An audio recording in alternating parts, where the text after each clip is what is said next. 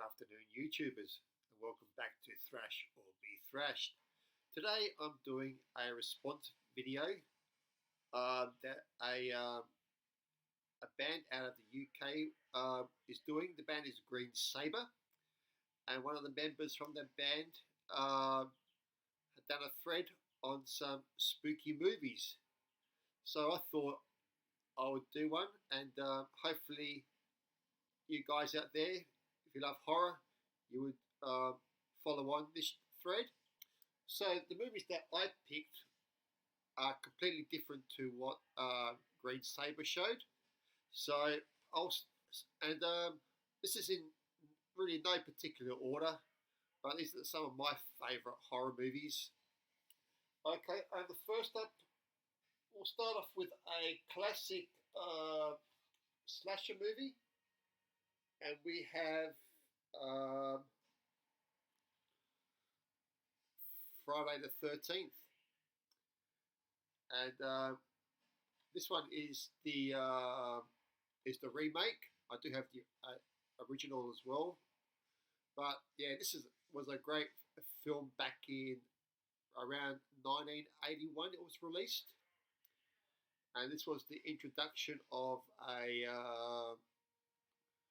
the killer, or the main killer on here, which I won't spoil it if you haven't seen it, but you can tell with the mask. So yeah, Friday the 13th. The remake I would probably be number 10 on my list. So, but it's still, the original would be higher. So Friday the 13th. A great little slasher film. Another film that would be higher would be this film, The Bay of Blood, by Mario Bava, released way back in 1971, and this was the precursor of what Friday the 13th would be. So on the original, they copied every death scene from Bay of Blood. So this is the original. I could say Friday the 13th. This is a great film. Some of the kills here are very gory. I really love the cover art, and yeah, this is just a great movie by Mario Bava, released in 1971. So. If I was going to rank this, I would rank this. Well, I'll say 9. So yeah, Bay of Blood. The next film, I'll continue with the Mario Bava theme, and we go with Black Sunday with Barbara Steele, and this was released way back in 1960. And this is a psychological horror, maybe with a bit of vampirism in it. But this is a witchcraft. Yeah, it's a great psychological thriller. This, as I said, released in 1960.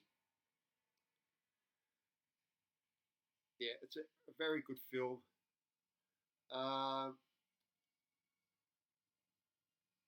Yeah, I can't say any more. It's a great movie. Would also be a great song for a doom metal band as well. So this would be my number 8. Number 7, we go another with the Mario Bava, and we go with Barren Blood, and this was released in 1972. With Elkie Summer and Joseph Cotton. And this is another great psychological, like whodunit sort of horror film. It is not gory. It has some very mild gore in it, but it's not as gory as some other films that are out there. And then, yeah, 1972. A great film. A little bit outdated because with the image, the look of the film, but it's still a great film. If you haven't seen it, do check it out. Um, Barren Blood by Mario Bava, and this would be my number 7. My number 6,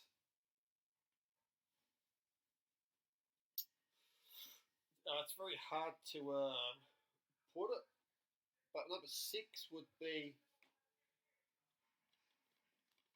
Dead or Alive, or Dead Alive, and this is a Peter Jackson film, released around about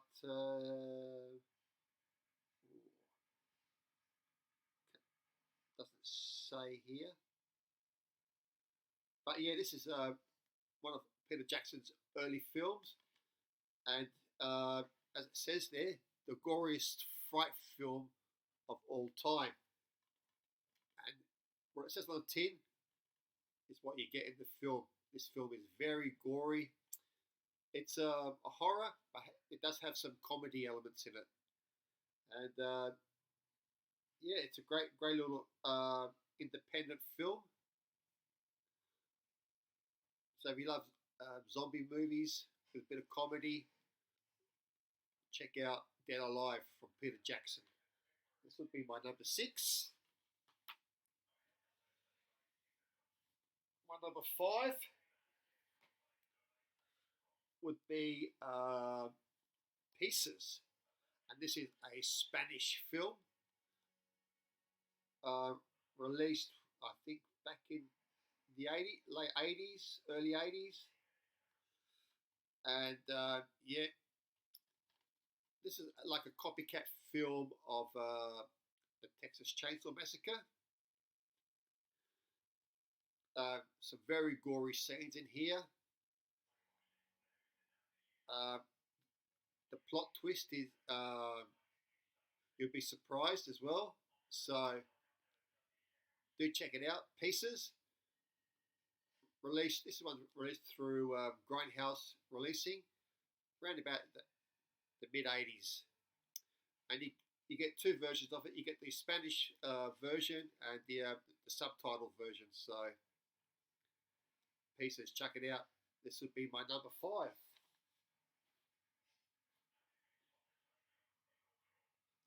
Number 4.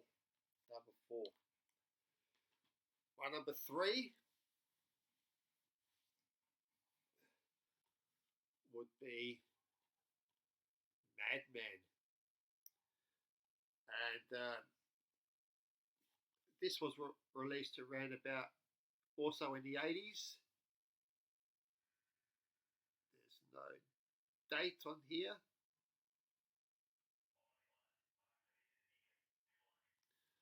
But yeah, this is one of those slasher films that are set in the woods, so it would be in the very vein as Friday the 13th. You know, you got a campsite, kids, counsellors. Yeah, so you get it all here. It's a good film.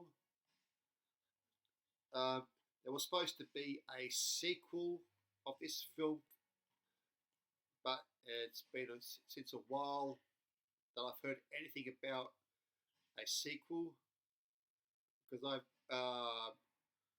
checked it on Facebook, and there's a group on this movie, and there was always talk about a sequel, and they were supposed to do a 3D version of this as well. So yeah, it has some good gore scenes, some, yeah, jump out of your seat frights. A good movie. This would be my number 4. But any of these movies could be my number 1, basically, because they're all great horror films. My number 3. It's another 80s slasher film, and we have The Prowler. And this was released in '81. And this is another like usual slasher, like You don't know who the killer is until you finally find out in the end. This is the uncut version, so the full gore scenes are very brutal, very bloody, dated. I wouldn't say it's dated. No, I think the gore by Tom Savini is very good. The special effects, so you can't go wrong with the Prowler, released 1981, and this was issued at the Blue Underground. So that's what 1, 2, 3, 4, 5, 6, 7, 8. My number two. My number two would be Howling 2, and this was the follow-up to The Howling, and this starred Christopher Lee and Sybil Danning. This one's a bit cheesy. The acting, it's so-so. The special effects are probably outdated, but it's still a good sequel. The following Halloweens after this, no, haven't been that good, but Halloween 2 is a good film, a good werewolf movie, and I do like the werewolves because they don't get much attention as the vampires do. So Howling 2 would be my number two. My number one, and this is hard because the movies I have here, they're all number one to me. So, but my number one film would be ReAnimator, and this one is the H.P. Lovecraft story, and this is a great film. It has comedy, the special effects are awesome, and it's just a great film. And this was released in 1985, and I just love that cover art, that poster art. It's awesome. You know, as it says here, Herbert West has a very good head on his shoulders, and another one in a dish on his desk. So this is a zombie film, but it's not your typical zombie film. So, like in most zombie films, you get bitten by a zombie, but here the zombies are reanimated in a different way. So, if you haven't seen this film, do check it out.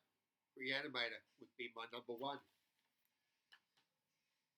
My other number one would be another H.P. Lovecraft book adaptation, and that would be From Beyond, and it has Jeffrey Combs again, who played in ReAnimator.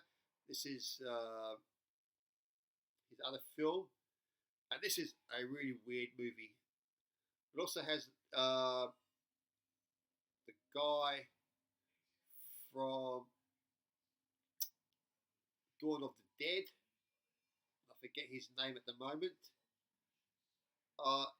Ken Foray is in here as well. Yeah, very gory film. The special effects are awesome. And if you haven't checked it out, do check it out. From Beyond. This would be my other number one as well. Also, for number one would be another werewolf film, and that would be Joe Dante's The Howling, the original Howling. And this is a fucking good film. Has D. Wallace Stone in it, Patrick McNee, and yeah, the werewolves in this film are awesome. You can tell some of them are animatronic, and it's just a great film. Great special effects, and yeah, I don't think you can beat this film at all. The Howling. Is it up there with American Werewolf in London? No, American Werewolf London would be my ultimate werewolf movie. So some honourable mentions. We go with the original Dawn of the Dead, and Green Saber did show the remake, but this is the original version.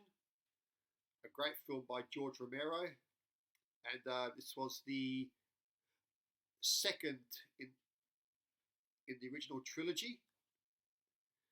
And this is uncut, uncensored, and yeah, the special effects are awesome. Here, the zombies move slowly, not like the remake where they are running around and jumping and that. This is typical zombie film. And check out the back, some great scenes, screenshots there. So Dawn of the Dead, honorable mention, but again, it's a great film. And to put these films in for number one, it's just too hard.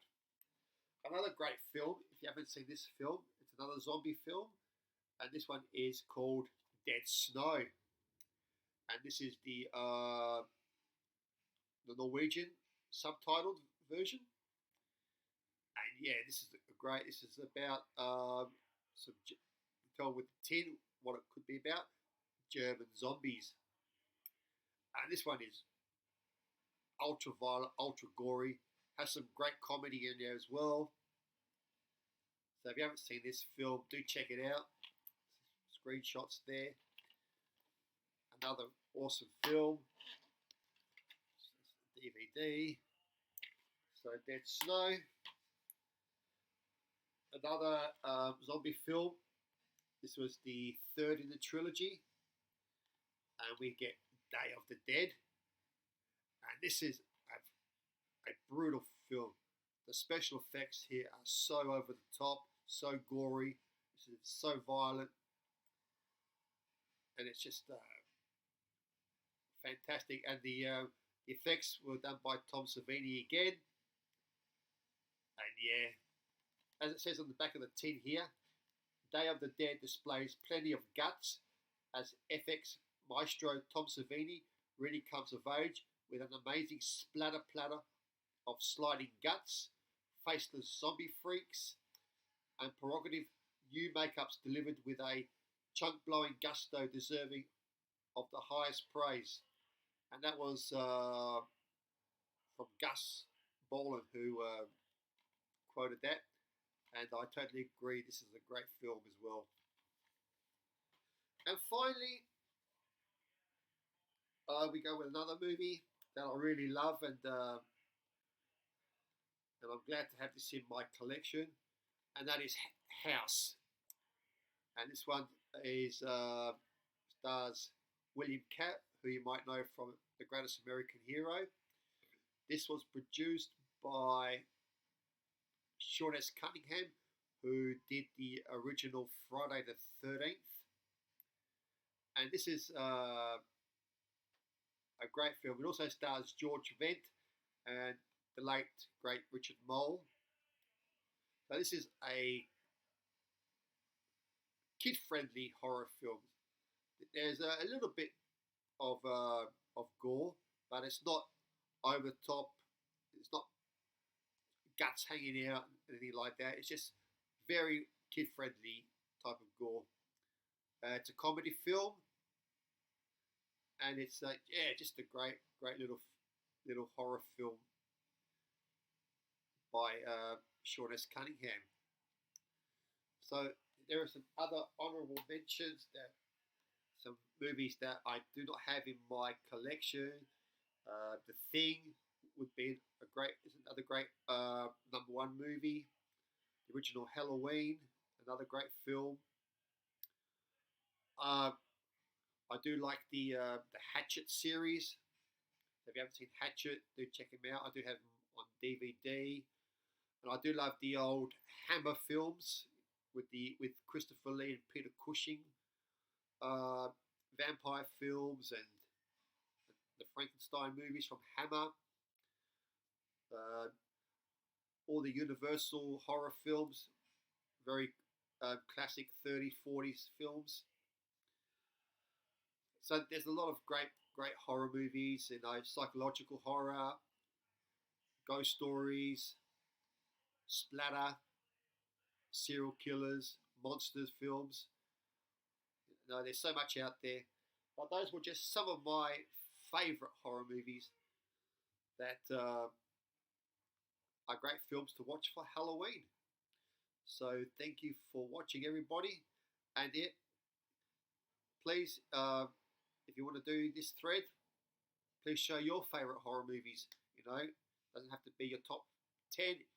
This could be what movies that you like to watch and revisit. So once again, thank you for watching, and until next time, with another vinyl CD update, take care, and goodbye for now. Bye.